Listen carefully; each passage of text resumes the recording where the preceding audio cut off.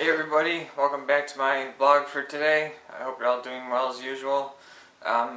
Today I found an article that was interesting that I just wanted to read a little bit from. It's about mental illness, obviously.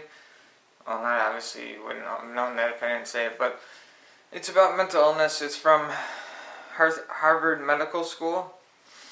And the first part explains what the difference is between a normal person getting anxiety and depressed as opposed to somebody with a mental illness. And it says, everyone feels worried or anxious or down from time to time, but relatively few people develop a mental illness. What's the difference? A mental illness is a mental health condition that gets in the way of thinking, relating to others, and day-to-day function. So right there you can see that mental illness has much more of an impact on somebody than somebody who just gets depression and anxiety and isn't diagnosed with a mental illness.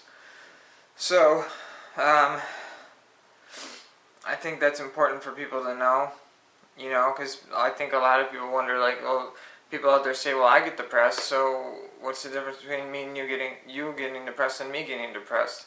Well, for me, lately, I can say for myself, lately what's getting in the way of me is my depression, and it shows by me wanting to sleep all the time. Like today, I've been having a hard time doing anything. I've been on the couch most of the day watching football. So I don't even feel like watching football. I feel like just going to sleep. But anyways, and it says here, mental illness is an equal opportunity issue. It affects young and old, male and female, and individuals of every race, ethnic background, education level, income level. And the good news is that it can often be treated. Well, we know that it can be treated, which is good. Obviously, if somebody's having issues with mental health issues, they should get treatment. Signs and symptoms of mental illness depend in part on the illness. Common symptoms include feeling down for a while, extreme mood swings, withdrawing from family, friends, or activities, low energy or problem sleeping, often feeling angry, hostile, or violent, which I've never experienced myself. I'm surprised about that one. Feeling paranoid, hearing voices, and having hallucinations, and then often thinking about death and suicide. So those are just some of the signs and symptoms of somebody who's dealing with a mental illness, of what they can experience. I, for one, have experienced quite a few of those, except for the violent part. Just mostly lately, I've just been feeling down, and that's due to the clinical depression. It's not just regular depression like somebody who doesn't have a mental illness has. This is, it's more serious than that. So, in some people, symptoms of a mental illness first appear as physical problems such as stomach aches, back pains, or insomnia. There's something I can talk about. When my anxiety gets bad, like it does on days where I have to go into work, for instance, my anxiety gets so bad that my stomach feels like it's in knots, and my stomach just hurts, and I just feel like shutting down and just going to sleep.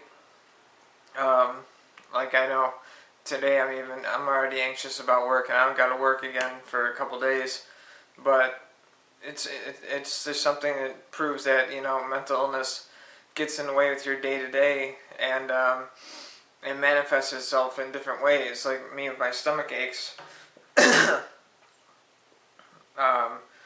Back pain I haven't experienced. Insomnia I definitely have experienced. I get insomnia randomly. I get it in, how can I put it? It's sporadic, but I do deal with it and sometimes. So what else is on here?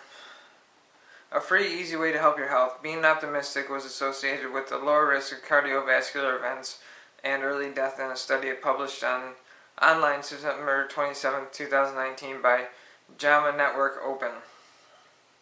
So I guess being optimistic, changing your mindset, can help combat these mental illness symptoms, which makes sense to me. If you think positive about things, usually you get positive results for the most part. or you just learn how to handle things better, if anything.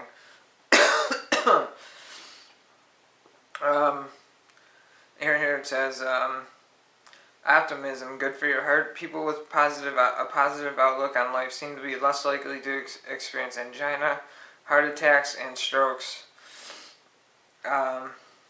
Oops. So basically, the point of this is, here's something that we can relate to, at least, here in Western New York and Buffalo. Shining a light on winter depression. Seasonal affective disorder is a type of depression that occurs during late fall and early winter, with lack of natural light cited as the main contributor. Adopting light therapy, which involves exposure from a light box for 30 minutes a day, can help restore brain chemical imbalances that contribute to seasonal affective disorder. I've heard about those mood lights before. I've never tried one. I don't know if any of you out there have tried the mood lights. They seem interesting. I thought about buying one, but I wasn't sure just because, I don't know, I'm just kind of skeptical about it. I believe it's worth a shot, especially around here. Like I said, winter lasts for quite a while here in Buffalo, so the sun's not out as much as it would be, in other places. So, like I said, it couldn't hurt to try it. I may buy one.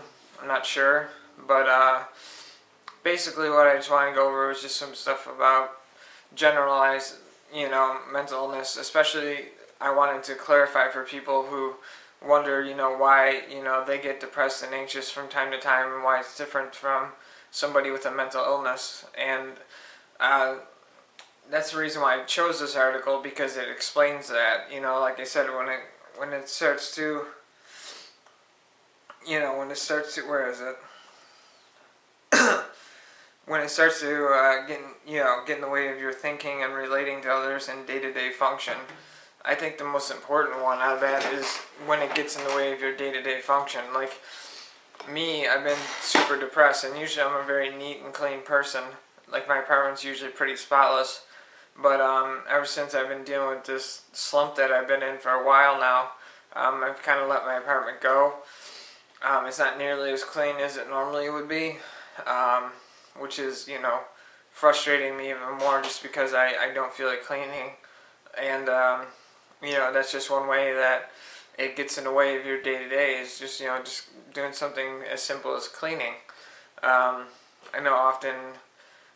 know people who have neglected their own hygiene for days because of depression.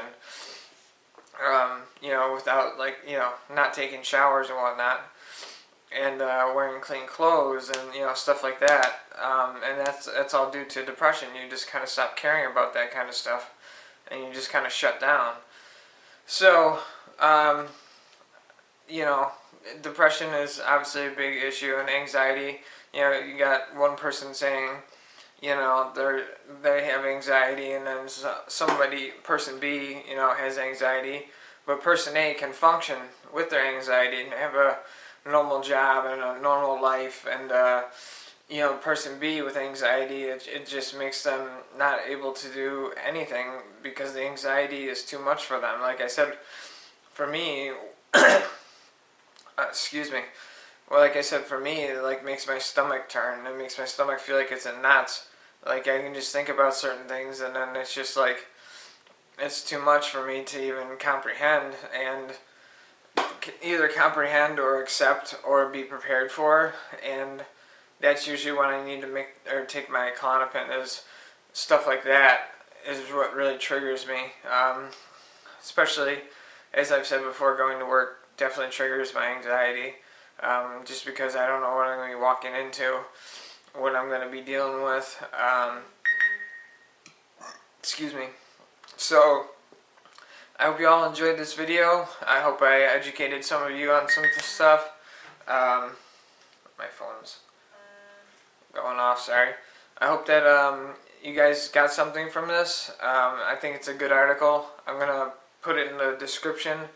There's a lot more to it. I just wanted to keep this video relatively short, but there's the article is pretty lengthy. It goes on to talk about a lot of things like outrunning the risk of dementia, why dog owners seem to have healthy hearts. These are just parts of it. Oh, and I'll read the last section real quick here before I end the video. Individuals with mental illness can often ease their symptoms and feel better by talking with the therapist and following a treatment plan that may or may not include medication. I think that's something we all are aware of as far as, mental illness goes, is it's important to get treatment. It's important to see a therapist. You need to get this stuff out and talk about what's inside that's bothering you and causing these symptoms of your mental health to become, debilitating, if it gets to that point. That or you don't want to let your anxiety build up to the point where you have a panic attack or anything like that. So, and there's things you can use and learn and to help combat the symptoms of your mental illness through therapy. There's many ways to cope with mental illness symptoms. One of them is box breathing, and it's you inhale for 4 seconds, hold it, and then you exhale for 4 seconds, and then you do the same thing over and over again until you're calm.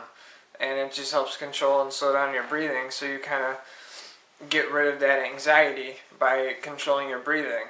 And that's something that I learned in counseling. And, I admit that I don't always do these things because I don't think to in the moment. But it's certainly worth a shot as far as the box breathing goes. If you guys are having difficulty with anxiety out there, give it a try. Like I said, all you want to do is repeat this. You just want to inhale for 4 seconds and hold it, and then let go for 4 seconds. Exhale for 4 seconds. So give that a shot if you're having troubles with anxiety. That's it for me for now. I hope you guys, like I said, enjoyed. Leave a comment, a like, subscribe, help me out. I'd appreciate it. And I'll see you in the next one.